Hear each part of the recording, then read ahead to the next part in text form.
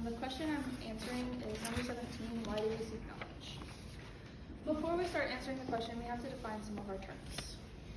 Knowledge is facts, information, and skills acquired by a person through their experiences or education, the theoretical and practical understanding of a subject. With that first thing, facts, that leads to truth. Truth is something that can be proven in its whole, and there is nothing to prove it could be wrong. Another term, which I can't read into, is justification. It is a claim based on reason, intuition, experience, and authority. Seeking knowledge is something we do every day of our lives, either unknowingly or knowingly. Even right now, we are actively seeking knowledge listening to these different presentations. Even creating this presentation, I was seeking knowledge to find things to prove my answer. One thing that I found in my search was an article written by Charlie Hunerman entitled Knowledge for Humans, and a quote that said, "We seek knowledge both for the advantages it gives us and for its own sake." The first object I'm going to use today is my blue iPhone 12 that I got for my 16th birthday in 2023. Since I've gotten it, I've used it to answer questions I didn't have the answers to myself, or my peers around me didn't have the answers to. When we seek knowledge, we try and use it as something to gain justification and this idea of the truth and what we think it is. Most of the time, you either go to Google or Safari or some other website to look something up to prove that you were right in a claim that you made either against someone or with someone. You don't want to be wrong in that situation because it's kind of embarrassing. So that whole time you're hoping that the knowledge that you thought you had and that you sought in the first place was correct. Most of the time, I like to think I get a sense of justification in the claims that I've made. But I had to find the knowledge prior to and make it work with all of the knowledge I had with it already. I have to find knowledge with its truth too. Most of the time, we try and find the quickest way to seek knowledge. We'll click on the first website that pops open in our search bar, and we'll take that as the facts and truth. Even for this one, that's what I did. The first thing that I opened, I was like, oh yeah, this works.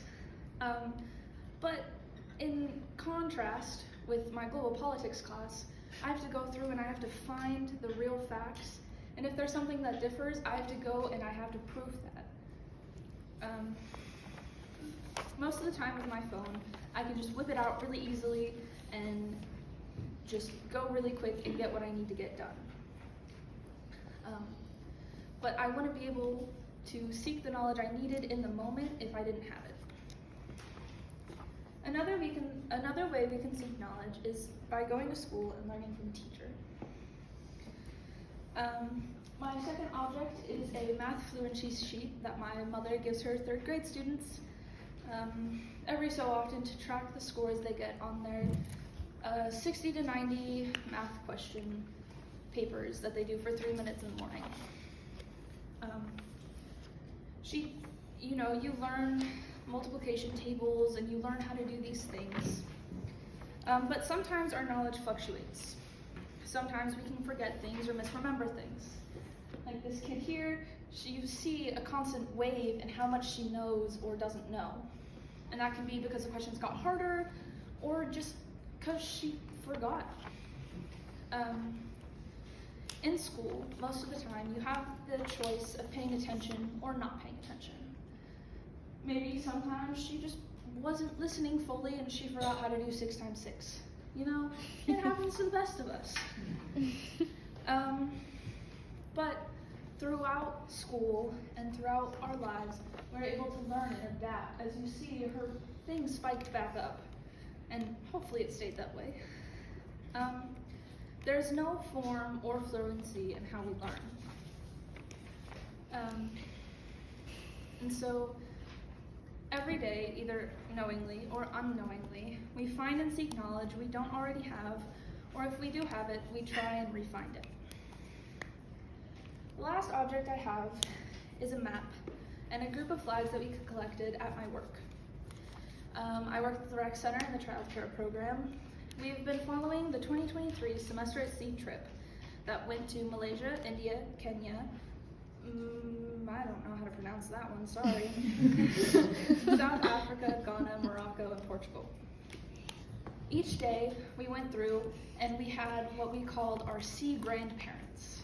So my boss reached out to the people who ran Semester at Sea and asked them to send us updates, and we'd send them updates in return. So every day I'd come into work and there'd be a new video playing for the kids. They'd learn about what they were doing on the boat, what they'd do when they got to the places that they needed to get to. And on this map, we showed them how they got there. You can see there's a little tiny faint pink line on that map. We used an expo marker and we traced each time they moved somewhere else. Each of those flags was a flag we put up when they got to a new country. So we show them this, but the kids still have a lot of questions. Most of the time we don't have the answers to them, unfortunately. So that leads to both of us finding knowledge, seeking this knowledge because the kids sought after it first.